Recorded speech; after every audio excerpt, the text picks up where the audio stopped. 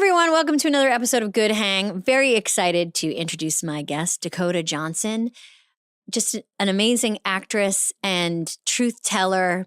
And this is actually the first podcast she's ever done that she told us. So we're very honored to have her here. We talk about a lot of fun stuff today. We talk about analyzing her dreams. We talk about her receiving the Razzie for the movie Madam Web. We talk about her new movie, The Materialists, coming out with Chris Evans and Pedro Pascal.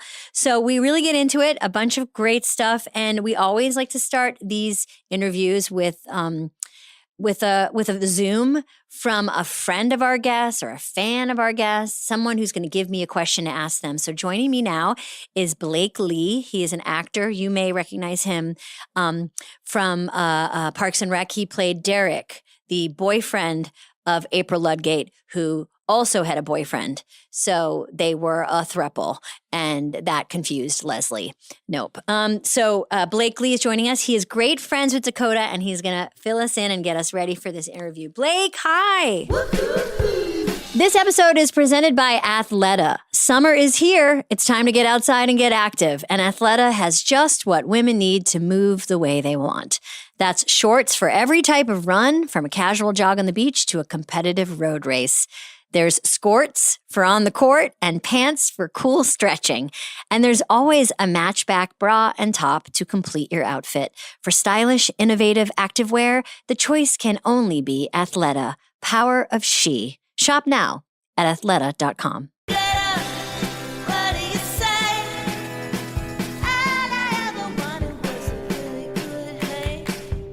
I'm so thrilled you can do this. Hold on, let me move my head. There, okay. Can you see? Yeah. Wait, do you have my book behind you? This is where it always lives. For listeners, Blake Lee has very nicely put my book behind him in his bookshelf. And I should say, he's also my editor. Yeah, exactly. You're welcome.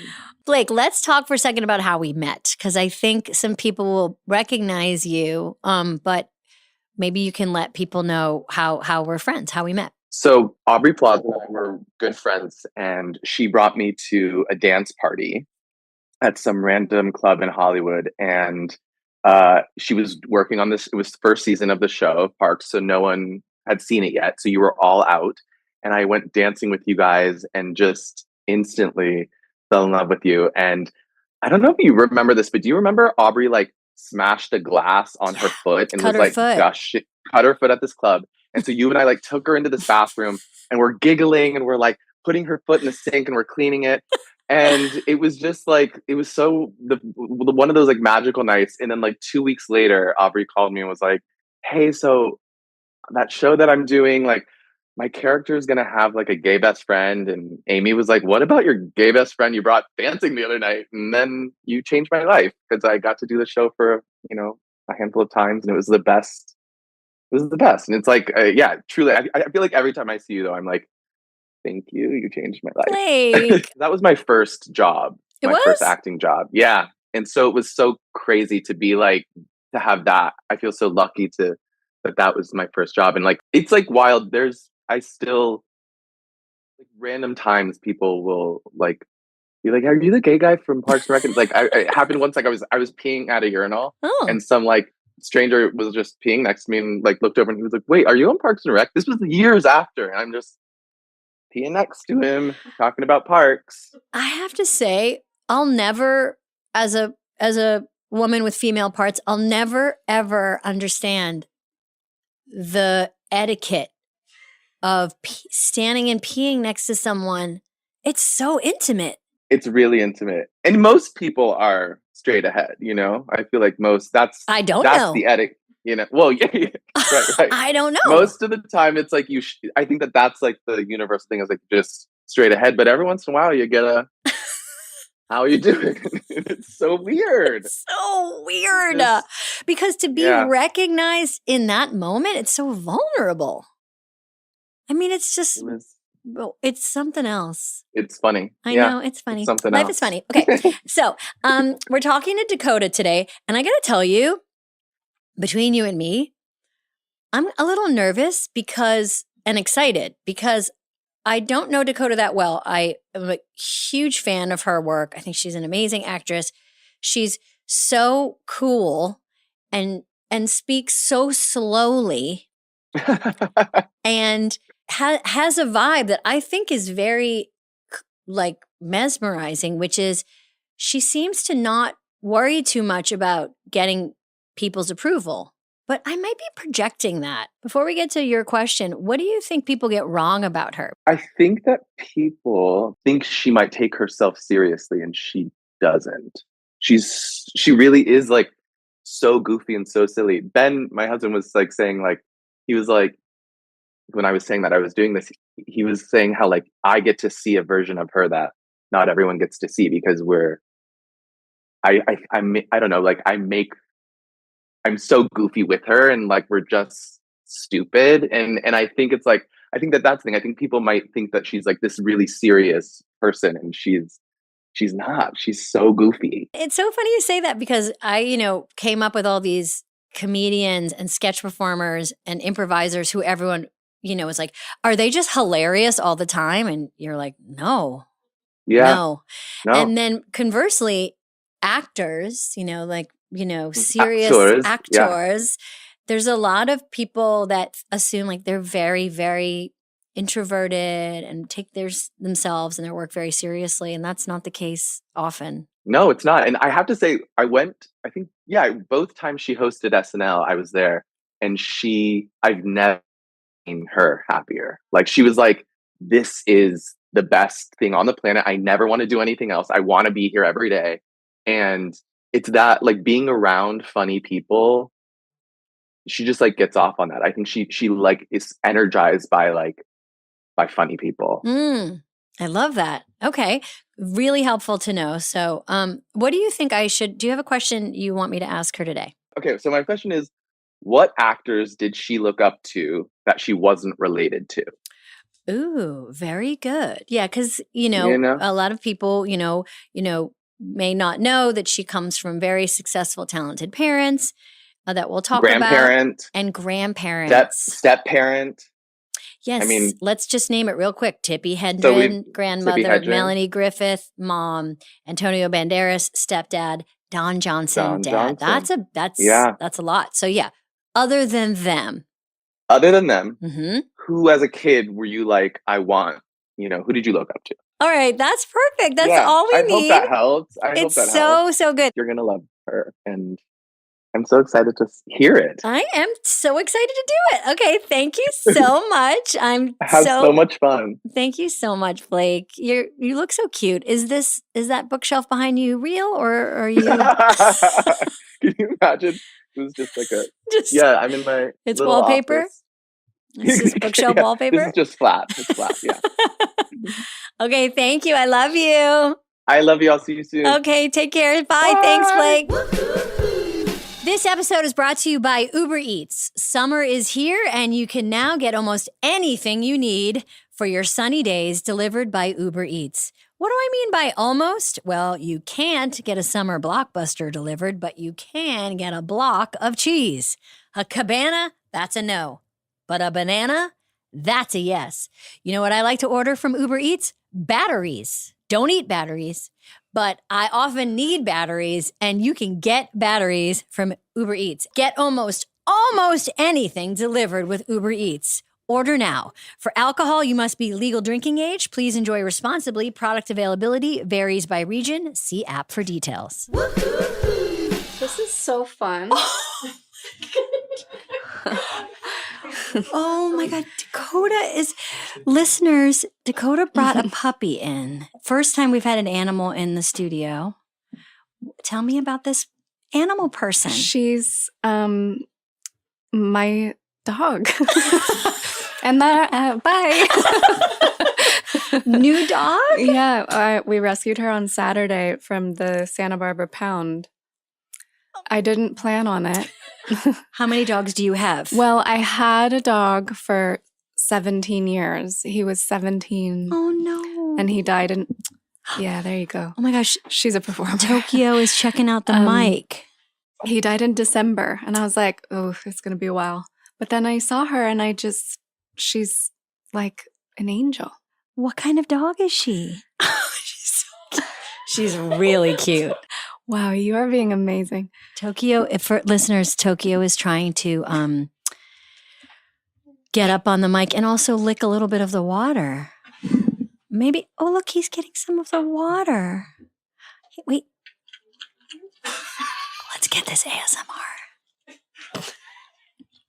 She also hasn't peed in hours, so brace yourself. Okay. Well, we can always just hold her over the table and squeeze. That's normally what I do over tables. I'm happy that you brought, by the way, hi. Hi. Thank you for coming and doing this. I'm so thrilled that you're here. And I was just saying that like you and I have seen each other at different places. We know a lot of the same people, but we've never actually been able to have a Just one-on-one a you and chat. me chat. No. I know. I'm thrilled that it's this. Me too. I've never done a podcast, and I only wanted to talk with you because I feel quite safe. Yeah, I'm gonna take very good care of you. Okay. Yeah. This podcast should be for the listener and for the guest very stress-free. That sounds ideal for me. Yeah. Okay. And good. Tokyo. And Tokyo. She is honestly, she has come alive on camera. Yeah, Tokyo knows how to find the lens. She normally hides in the back of her crate. She's really timid. And now she's like, here I am. She's a show dog. She's ready to work. You're an actress. Just like your mom. But you grew up with animals all the time, everywhere, right? Like your mom is a big animal person. Your grandmother was like a huge animal would you say conservationist? I guess you could say that. Would you say that about she your family? rescued lions and tigers and elephants at one point. Mm-hmm. Did you have lions and tigers snakes. around? She did at her house, yes. Did you? My mom did growing up as well. Yeah, you did not. By the time I was alive, there was more safety involved. In general in the world. Well, yeah. Sort of. Ish, yeah. Ish, but certainly at Marmar's house. They were no longer inside the house. They were she's 95. She turned 95 in January and she still had, excuse me. She's still Tokyo is chewing the end of the She's microphone. teething. So, I mean, this is why sometimes, well, I mean, I don't allow pets in my office. And it's caused a problem, I think, with some of the younger gen. Why? Do you hate animals? I don't. I love them, but I don't have a pet. And I don't like pets at work. But tell me why, Amy. Okay. It's actually a really good question. I feel like it's just a little too distracting when you're working. Okay. And I feel... So you're like a drill sergeant. Do you also keep the AC on full blast, like really cold? Yes, of course. It's 65 degrees in here. To keep everyone awake? Yeah. To keep everybody up so they can produce. Do you not do that? No, I mean, I've thought about it because the women at Paper Kite at my company, they have dogs. They have great dogs. They want to bring them.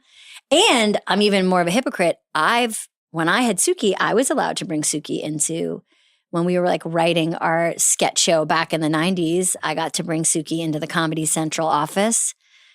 But I'm going to say no thanks.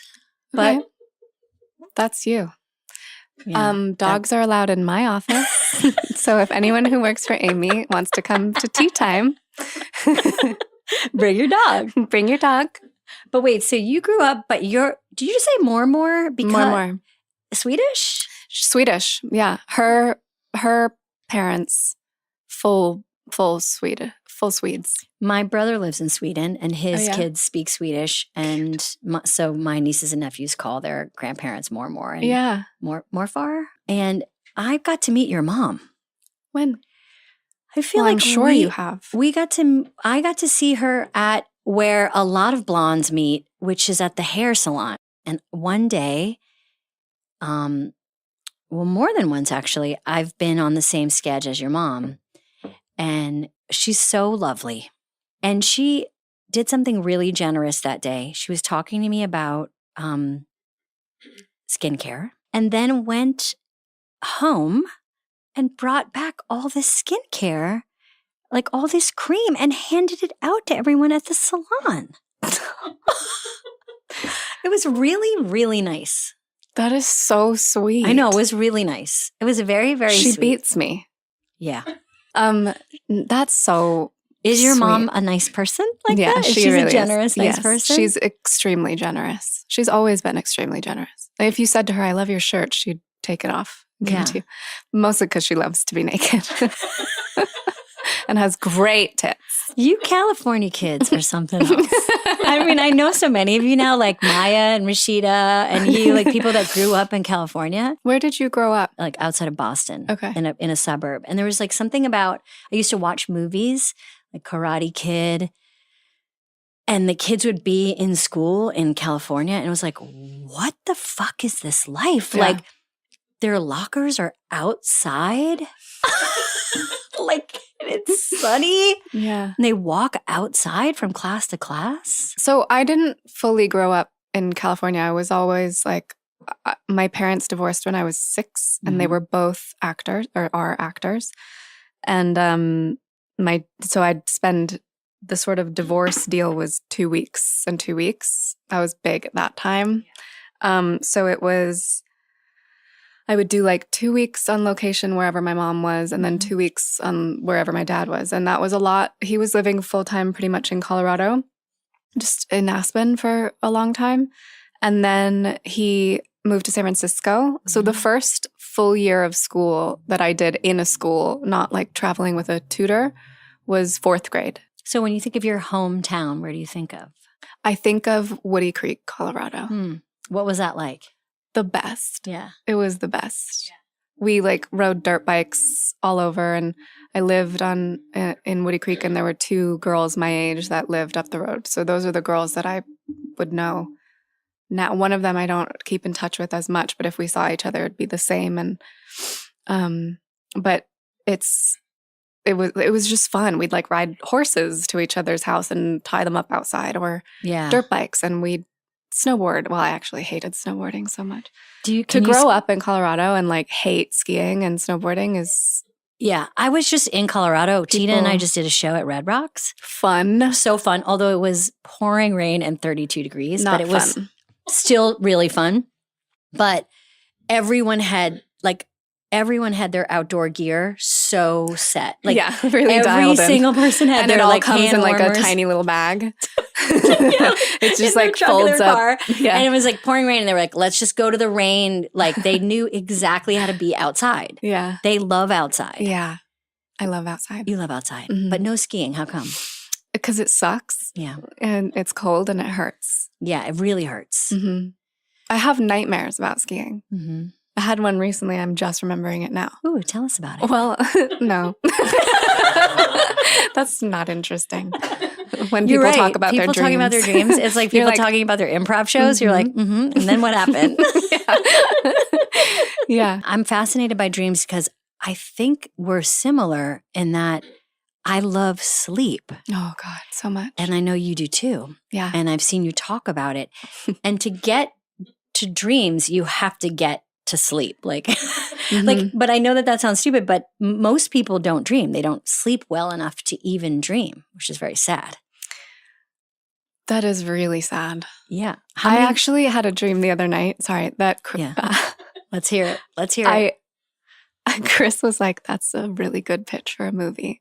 So Maddie Healy from the 1975 Yes, familiar. was in my dream, Great. and he was murdering people. Yeah. And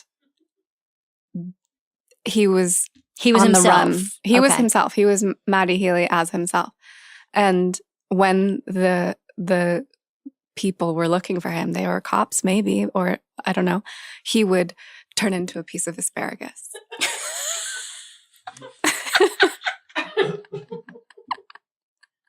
And people would just run past him like that kind of thing. No one like, would, he'd just be like, So- it's really good. This is a really good It's idea. a pretty good movie. It's like A24 would be all over that. And I was trying to find him. I was like, Maddie.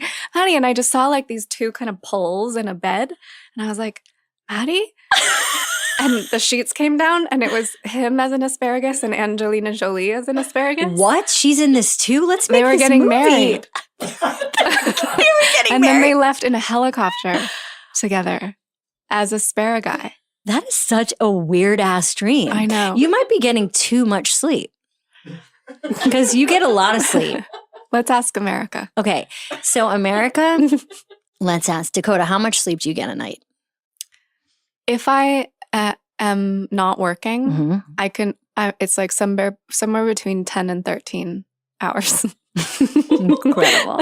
Incredible. Incredible. But like 10 is normal for me. And any sleep aids? Do you take anything to go to sleep? No. Incredible. That's aspirational. Because you've traveled so much and been around so much, you must have a good sense of like how to acclimate quickly to wherever you are. Do you think you do? I try to just not think about it. I heard arnica is really good for jet lag. Smearing it where? In your vagina. Put it right in your vagina. Mhm. Mm-hmm. If you put arnica up your butt. You wake up and you're in another country. You don't even have to get on the plane. It's crazy. This is a new trick. But you can swallow arnica? Little pellets, yeah, like homeopathic Ah. arnica. Yeah. Okay. Are you a homeopathic gal? Like, do you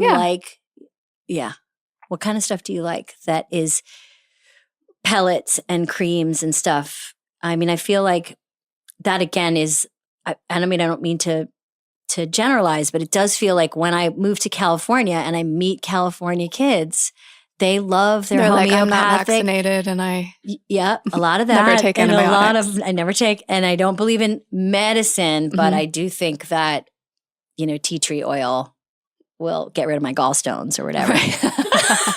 But are you a homeopathic person? Do you take supplements? I take supplements. Mhm. Yeah. I take supplements like Xanax and just like natural. Just natural things, yeah. Yeah. But did you I know this is a weird question, but I wanted to talk about it with you because what I love so much about you is the way that you're able to handle silence. Mhm. How did you learn how to do that? I think I learned early on in interview situations that if I speak out of context or it doesn't go well. I think I just have been so scared of saying anything but answering the question or trying to not answer the question. Very, very honest, upfront, and truthful when you do answer questions. I don't find you evasive at all. No. Yeah. I'm not. So has that always been your Although, you know what? I did once do that lie detector test for Vanity Fair. Yeah. I'm doing one again. Did you beat it? I lied and I passed. Well, let's be honest. I mean, that's not a professional Is it person not? running. Do you think there's a real professional person? I mean, I they think- have them dressed up as a suit, but we don't know. I've watched other people and they're like, that's a lie. That's a lie. And you see the thing and I fully lied. And And they didn't catch you. No. Do you think you have No. low blood pressure? I do. You That can must be it. truly I would be a good spy. You would. Yeah. I'll do that now. You heard it here first. You in Tokyo, out on the road. Doop-de-doo. But it's true because there is some kind of, you're right, there's like an energy where I don't feel a grasping energy from you ever. No, that's kind. Thank you. I don't want to have a grasping energy. Well, a lot of people don't want to have it, but they just do. Like they just can't figure out, it's like they're just managing their anxiety in that way and it comes out in that way. But I've always felt that about you, that you don't have that or you're really good at managing it. I definitely have anxiety. But it makes me hyper present. So maybe that's what it is. Ooh, say more about that. That's cool. I don't know. It makes me just like, I'm so here. I'm not, my brain doesn't go to a million places trying to figure out what to say next. I'm just like very present. Mm-hmm. And that happens also on, like talk shows or things. I get nervous. And if I have to go on stage, I have terrible stage fright. You do? Oh my God. Shocked.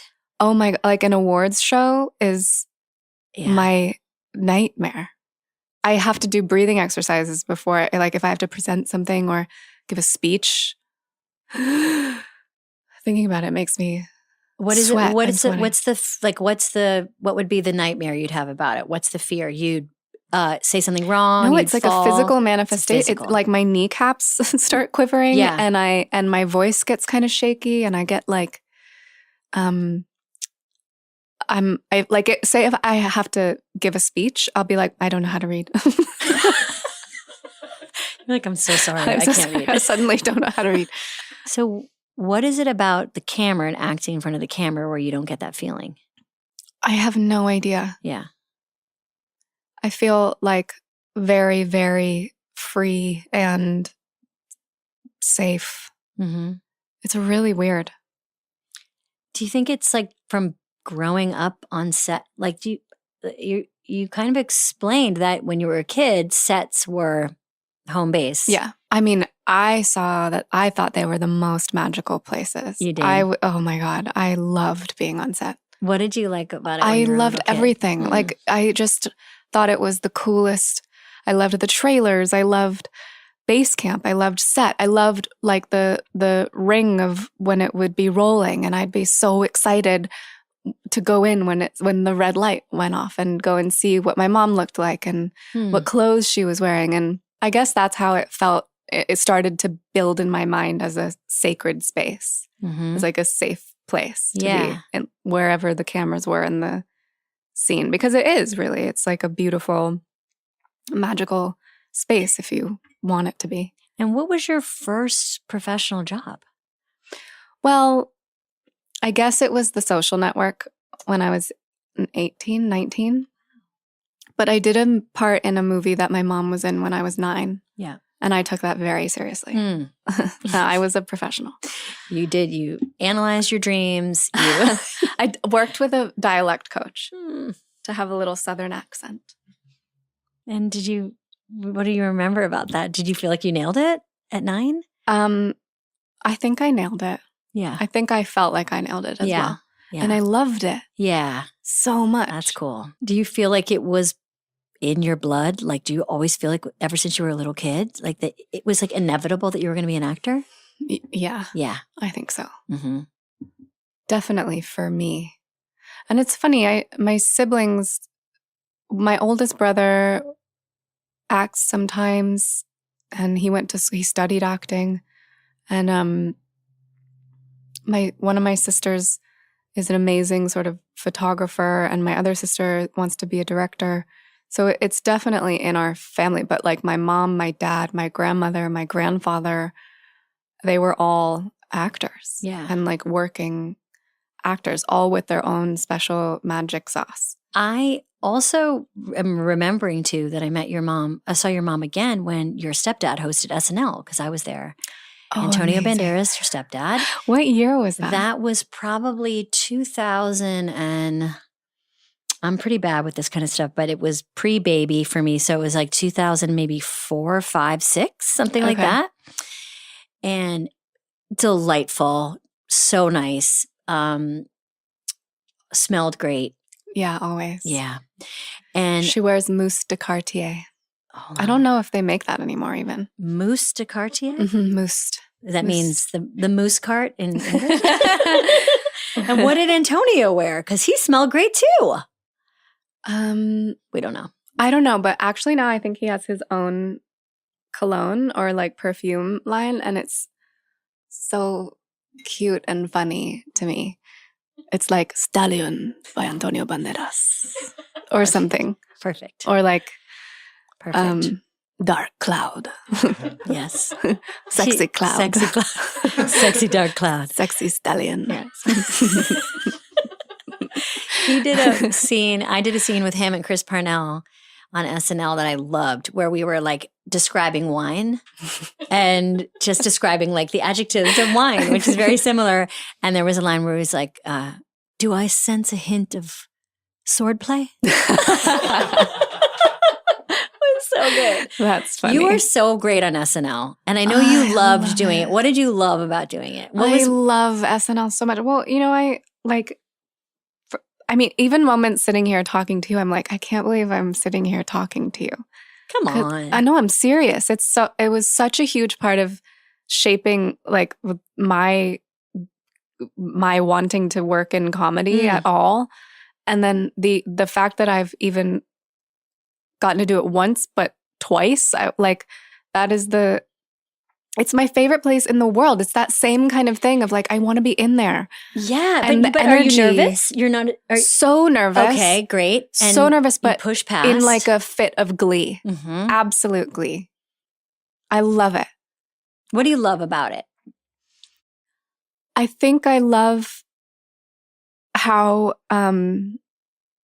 everyone is just trying to make the best thing and the funniest thing, and everyone is so smart, and the energy there is like, it's the most important thing anyone has ever done in their lives, and yet it's just funny.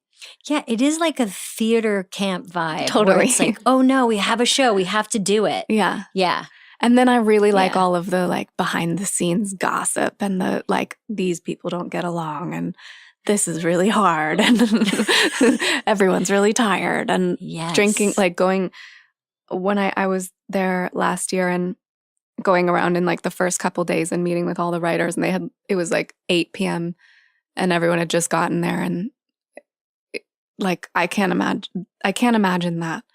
Like everyone had really big iced coffees that they just got. Just starting. I Just know. starting. That was like the hours of that show are like left over from cocaine days, basically, Yeah. I think.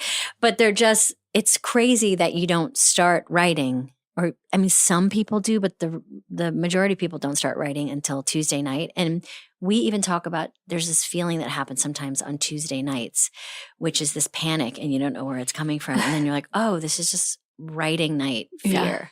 Yeah. And you walk around and everyone's pitching you ideas that they haven't even written yet. Yeah. Yeah. But it's a magical place. It's like Disneyland. It's my most favorite place I've ever been. I don't know what it is. I love it so much. I watch it all the time. I go back and watch your sketches. I watch it all. It's very weird. I should stop. I should go. Wait, is Tokyo asleep? Yeah. Tokyo is completely fallen asleep. And I mean, listeners, you can't see, but it's just the cutest dog in the world. She's sitting on Dakota's lap. so special. You really are making me think that Do you know what's funny is animals should still not be allowed in the workplace. Did you notice my nails? Oh, yeah. I have a French manicure, Ooh. which is la la. very not me. But Tokyo has one. I thought it would be So you funny wanted if to we had match? the same nails. Oh, yeah. Tokyo does have them. Oh, come little- on. Oh, come on. I think it's because she has a calcium deficiency. Yeah. Let's But not she tell has a her. little natural French She's a little tip. manicure. Boy, she's cute. She's really cute. Anyway.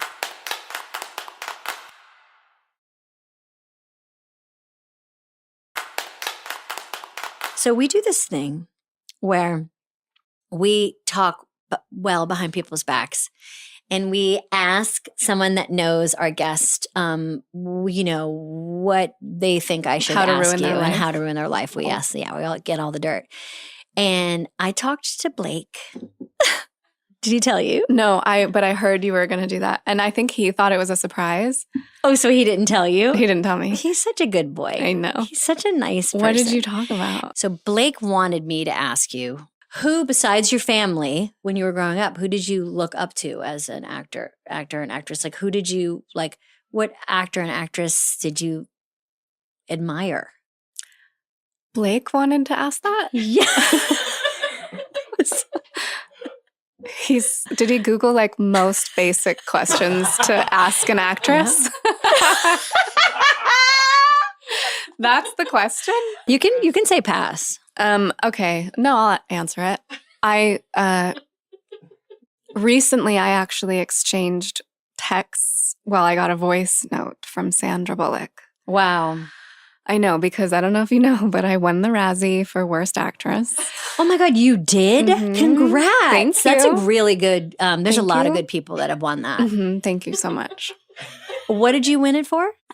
This really good movie called Madame Web. Oh my God, yes. I don't know if you've heard and of it. did you accept the Razzie? Oh, yeah. Ugh, I asked if they'd send it to me. that's incredible. But Sandra Bullock sent me a voice note being like, I heard you are in the Razzie Club and we should have brunch. We should have a monthly brunch. Because I guess she won that when the year that she won the Oscar as well. Are you kidding me? It was in the same year, I think. But I freaked out getting this message from her because she's so iconic. Yes. To me as a movie star. I was like, oh my God. It was just crazy. But I don't know. I grew up being fascinated by, first of all, younger actresses that worked with my mom. So Thora Birch, Christina Ricci. I was always like, oh, you can do that as a teenager? Because I really wanted to. And then Diane Keaton, I was obsessed with, still obsessed with. And then SNL. Yeah. A lot of SNL. Yeah. But yeah. Great question, Blake. I mean, can I talk about that Razzie thing for one more second though? Because why I love talking about that with you is because I think your career is so super diverse and always interesting, and you pick really big movies and you pick small movies, and it feels like you pick what you want to do. It feels like you really go with your gut about what you want to make. Mm-hmm. And I feel like you handling it that way is the most powerful and interesting way, because if we're lucky, we're going to have a really long career. That's the goal, right? That's the goal. Is to stick around. Yeah. So this idea of we have had our last, our last best thing, or that this thing didn't hit, but I don't know. How do you ride the wave of that? You have a sense of humor, I guess, about your work. That's important. Yeah. I think about this a lot because, and I know you have experienced this because everybody is going through it all the time now, but we don't have control over how something turns out anymore. No one does. Very, very few directors or actors, Tom Cruise maybe does. Yeah. But I've signed on to a movie that is, by the end of shooting it, a completely different script than what I attached to. And that is a wild thing to a crazy journey to go on as an artist. Cause you're okay, I'm doing something with my actual body and my actual mind and my heart, my emotions. I'm using things and it's just being taken and fucked with, but you can't do anything about it. What am I going to do? Fucking cry about Madame Web? No. I'm going to laugh. You're going to go to the Razzies and you're going to spike you're they going don't have an in-person award. They don't. I wish they did. They should. Oh my God, I wish they did. That would be amazing if you went there and then you just gave an epic speech and then you just spiked the award. And you just God, you just threw it down. Sandra Bullock said she asked for the award and picked it up, and then they called her and asked her to give it back because they only had one. By the way, who is the Razzie committee? I know. I'd love to have the Razzie committee show themselves. I know. So I'm going to do a lip balm break. It's really a funny thing. But I mean, I feel like you probably had to figure that out with 50 Shades of Grey, right? Yeah. That was another thing. It was okay, this project, it's a big project. I'm signing on, and now I have to give up control. And now I'm in this, and it's going to be a lot of years of my life, and I got to figure out how to. Yeah, that was a wild journey. Very, very interesting. That was another version of signing on to something that was one thing, and it turned out to be another. But I'm so grateful. I was going to say, with time, how do you look at it now? I mean, I'm so grateful for that experience. The first movie with Sam Taylor Johnson directing was really extraordinary, as an experience extraordinary. And I think the movie is as good a version of it as it could be. Yeah. But it was challenging. Like I signed on to a script that was different than what we ended up shooting. Right. Written by a different person. It was, and then you're attached. You're Right. signed a contract, so you're in. Signed on to do it with a different actor. It was like a different thing, and then it all changed, and I was just in it, and but I was so young. I think I turned 24 while we were shooting. Wow. And I was so like brave.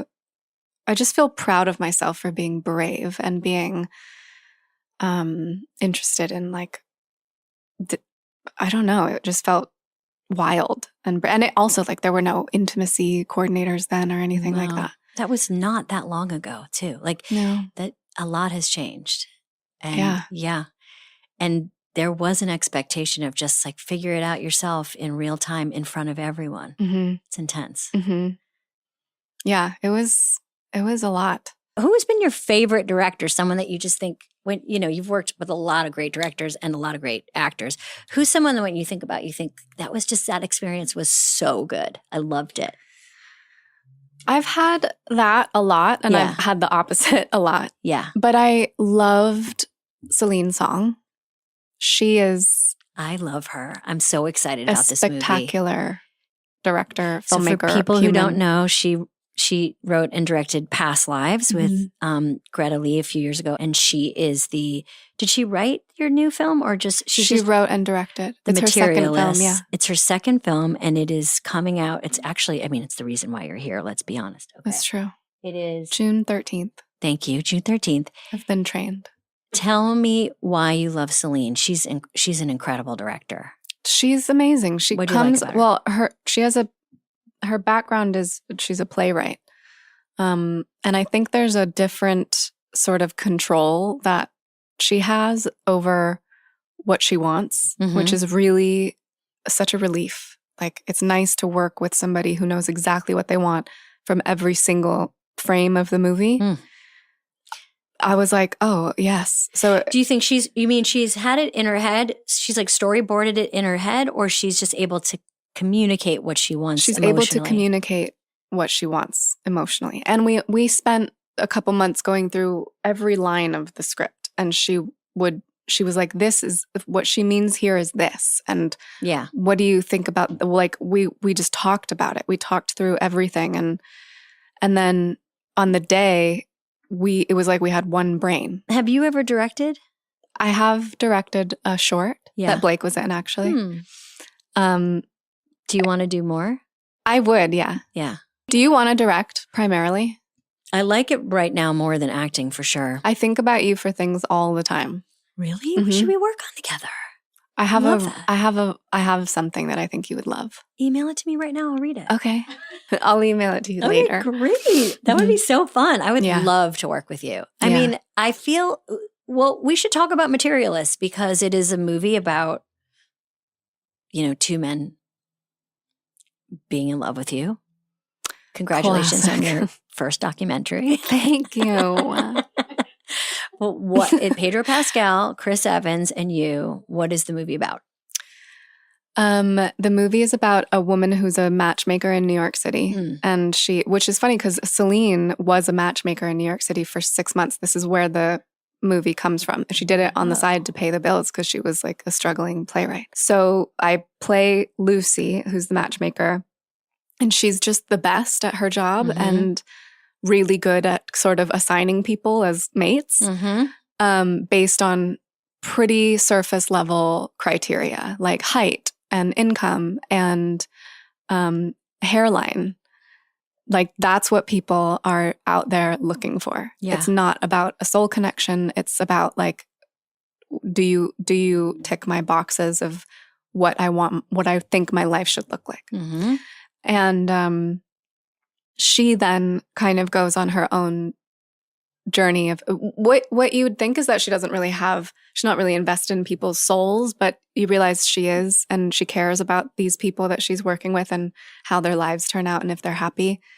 And then she has to kind of figure out for herself what is more important really truly in this life. Is it to achieve the life that you think you want, or is it to actually be seen and loved? It's interesting you say that, because it feels like, oh, of course you want B, right? Of course you want to be seen and loved. But there is something about in life how relationships help you get to be some version of yourself that you want. Like whether it's you want to have kids, or you want to be married, or you want to live in France, or whatever is the version of the thing of your fantasy of your life. Relationships help you get that. Mm-hmm. And you're right. Sometimes it's a trade-off. Like I get this thing, but I don't get this thing. Or I feel seen and loved, but the person doesn't fit into some version of my dream life. Yes. Yeah. Or my ideal whatever. When you have to do sex scenes, like how do you psych yourself up for that? Amy, I don't have to. You don't? I'm like always psyched up for sex. You're psyched up? Yeah. Fuck yeah. Psyched up? Is that a thing? What do you mean? You have to like take you just off. say like I'm psyched. But like psych up. Today you're like 7:30 a.m. Let's do it. Like that's a lot. Let's it's go hard. to Pound Town. Let's go to Pound Town, everybody. Let's get the lights in here. It's a lot. Oh God. You're psyched. I recently did a movie a few months ago, and we had an intimacy coordinator on set. And it was the first time I've ever worked with one. Mm-hmm. And she was really great. Great. It was so cool. It was what did she because I'm so used to just, like it's a sex scene. It's not like no, I don't sexy. It doesn't feel most good. People don't know. I'm being serious. Like I'm not like no. Oh, right. A sex scene, a fake sex scene is it's like being an astronaut. Like so few people have done it. That's really true. You're right. So I'm sorry. It's okay. It's not. Okay. Let me. Yeah. You want me to explain? Of course. Okay. So a sex scene. Hold on. I gotta get this down. You're gonna take notes? I'm gonna take notes. Go ahead. When Dakota. two actors pretend that they're having sex. Yeah. And you do all the things except have sex. Right. And that's important for people to know. Make sounds like you're having sex. Right. And you're not yet. So when you approach a scene, you're like, today is the day. You don't feel stress. You feel like, how do you feel about it? And then what was the difference with this coordinator? What made it different? Because you're right. You've done a lot and you know how to handle yourself during it, I guess is what you're saying. Yeah. Well, first, I think it depends on like who is the character and who's the character supposed to be to the audience. Right. Is she like a super idolized hot girl? Is she like a housewife? Is she lonely? Is she scared? Is she conservative? Like it doesn't. So that's obviously character work. But then, so like certain prep, I guess, would go into it. Like I want to feel good in my body. Yeah. If I'm showing my body, I've never felt like my mom raised me to be really, really proud of my body and love my body. So I've always felt so grateful for that, especially in my work, because I can use it and it feels like real. How did she do that? Because I think a lot of mothers want to make sure they do that for their daughters, but they don't know how to do that in practice. Would it be the way she would speak about it with you, or was there other ways that she made you feel that way? I think it was the way she spoke about it with me.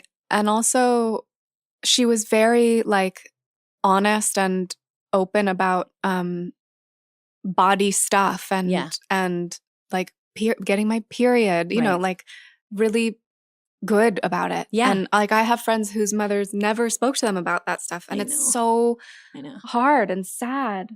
Just got very warm on my lap. She may have peed on me. Oh my gosh, Tokyo. But I don't think so. It's okay. It's all right. And listeners, Tokyo, not me.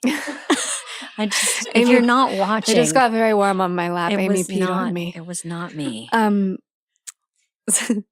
So Okay, she also talked to me about sex and like how precious and important and to whatever. Yep. So I guess in that's great. my work, Yeah. I it's something that I feel brave with, Yeah. and that I feel when it's used the right way in a story, it's important.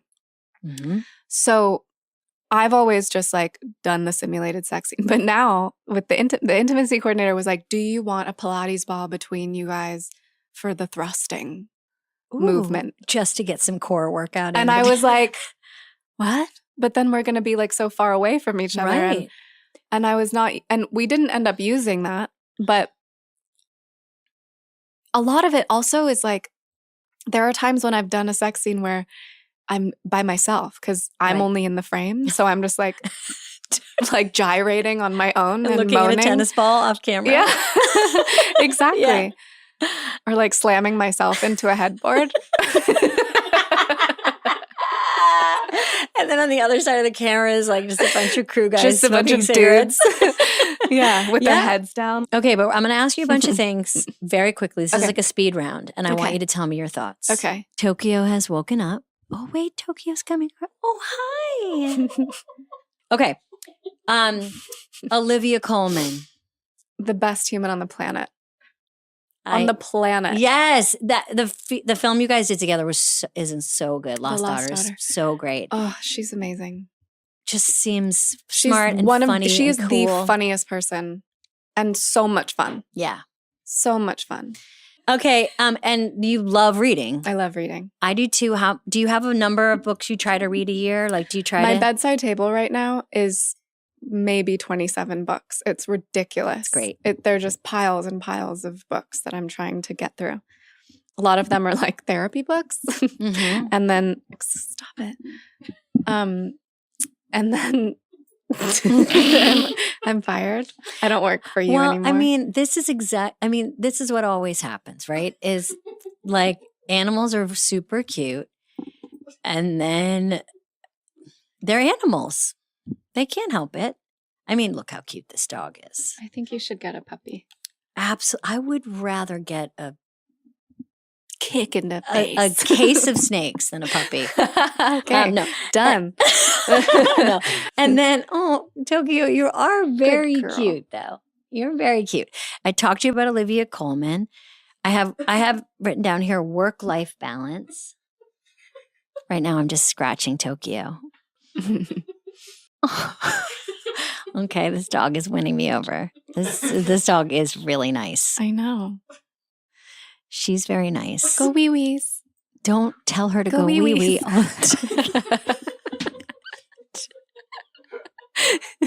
Go pee pee.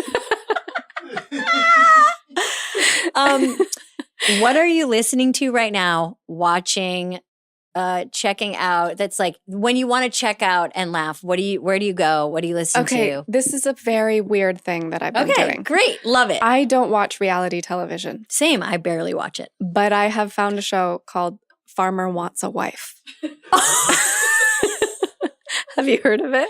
No. Oh my God. Oh my It's God. a nightmare. Please tell me. It's a nightmare. Okay. It's a farmer like scrolls through a list of women and picks 8 of them. They all come. There's 4 farmers. Okay. 8 women per farmer. 8 women per farmer? Yes. Then they go on Wow. a The odds are stacked speed against date, us. 10 minutes per woman. Okay. And do they speed date And on a they have farm to or see- in like a studio? In like a barn set. Yeah. And then they see if they have a connection. And then he has to choose 5 women to bring back to his farm and date them all for 6 weeks. Oh my God. It's insane. First of all, I'm just horrified by the amount he gets to pick from. He gets to pick Yeah. from 5? It's ridiculous. And is a lot of his choosing about what kind of, like, how is she going to help me with the farm? Oh, that's the crazy thing is he makes them do a lot of manual labor. This is And I'm like, what is going on? well, he wants and a then wife. He Farmer wants a wife. Farmer wants a wife. And they're like, I really like that she's from the city, but I don't know how she'll do out on the tractor. It's so, I don't know what accent that was. Like, I don't know where that farmer's from. That's your dialect coach. It's coming back, your 9-year-old. Yeah. Call her up. Yeah. Whoa. Okay. And what do you like about watching it? Do you like because you're outraged by it? Or yes. Yeah. And I can't stop. I Yes. feel really uncomfortable, like deeply uncomfortable. But then I keep going. And do you get invested? Like, who is he going to pick? Yeah. And has there ever And been there's any drama between the girls, Oh, of sure. course. Yeah. Do they sabotage each other at all? Like, They definitely talk some shit Mhm. and they like gang up on each other. And some of them are they're just nuts. Yeah. And some of Yeah. them are like, I'm like, oh, they'd be a good match. They really get along. Do you ever get a vibe like, wow, they're going to be together? Like, Sometimes. like it's a good match. Yeah. Farmer wants a wife. Okay. Dakota, thank you so much for doing this. Thanks for having me. Thank you for coming on your first podcast. That I'm so means a lot. excited. And you are so great. And I Thanks. just so appreciate you coming. Thank you for having me. And Tokyo, thank you for coming. You're our one and only dog. Because we have to put a sign up outside after this. Because there's a lot going on. Good girl. Dakota, thank you again. Thank you. I loved spending the day with you. Thank you. Loved it. Yay! Let's do it every day. Woohoo! Okay, that was a great interview. Dakota is so fun and funny, and she did bring a dog. And I just want to say I love animals. I think you should adopt animals from shelters.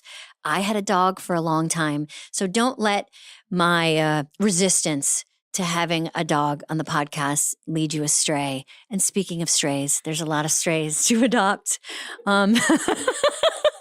So please adopt an animal today. But maybe just check with your boss about whether or not you should bring that animal to work. Because, the answer might be no. But just please know, I just love animals. And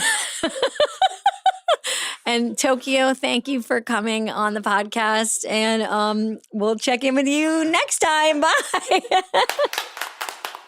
You've been listening to Good Hang. The executive producers for this show are Bill Simmons, Jenna Weiss-Berman, and me, Amy Poehler. The show is produced by The Ringer and Paper Kite. For The Ringer, production by Jack Wilson, Kat Spillane, Kaya McMullen, and Alea Zanaris. For Paper Kite, production by Sam Green, Joel Lovell, and Jenna Weiss-Berman. Original music by Amy Miles.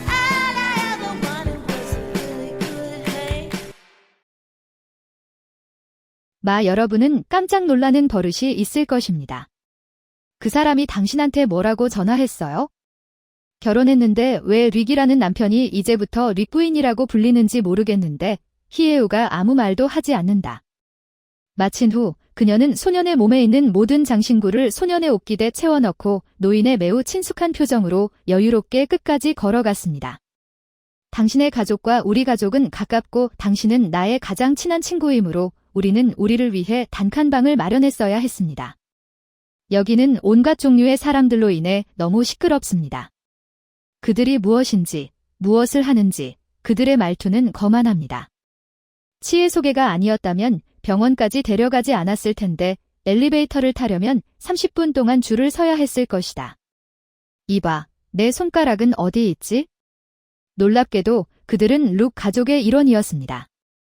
퉁 씨는 환자의 심박수를 기록하고 있었습니다. 핵심. 옆 침대는 올릴 수 없습니다. 릭 씨 가문과 거래를 하는 사람들은 저희 부모님이고 저와는 아무런 관련이 없습니다. 룩 파이치가 여기 와도 1인실은 없어요? 뒷문으로 들어가시려면 병원으로 이송해주세요. 이곳이 익숙하지 않다면 다른 곳을 선택하셔도 됩니다. 또한 재산을 지킬 여유가 없다면 병원으로 이송하시는 것도 추천드립니다. 바시는 몇 번 어색하게 웃었지만 결국 아무 말도 하지 않았다. 귀 손상의 원인. 나는 속삭였다. 엄마, 루크 삼촌이 그러셨어요. 네, 하지만 자연은 더 이상 룩 삼촌과 친숙하지 않을 것입니다. 그렇죠. 더 자세히 설명하려고 했는데 그 다음에 비. 그녀는 아무것도 묻지 않고 순순히 고개를 끄덕였다. 이후 침대 엄마와 아이가 병실로 이동한 이후부터 시끄러워졌다. 값비싼 선물을 가지고 끊임없이 찾아오는 사람들이 있을 텐데요. 이야기는 6귀족의 강력한 아버지를 중심으로 전개됩니다. 룩하오는 자랑스럽고 이러한 자연을 즐깁니다. 아무도 방문하지 않습니다. 기도해보세요. 얼마나 불쌍한지요. 천진난만하게 대답했다. 엄마만 있으면 충분하.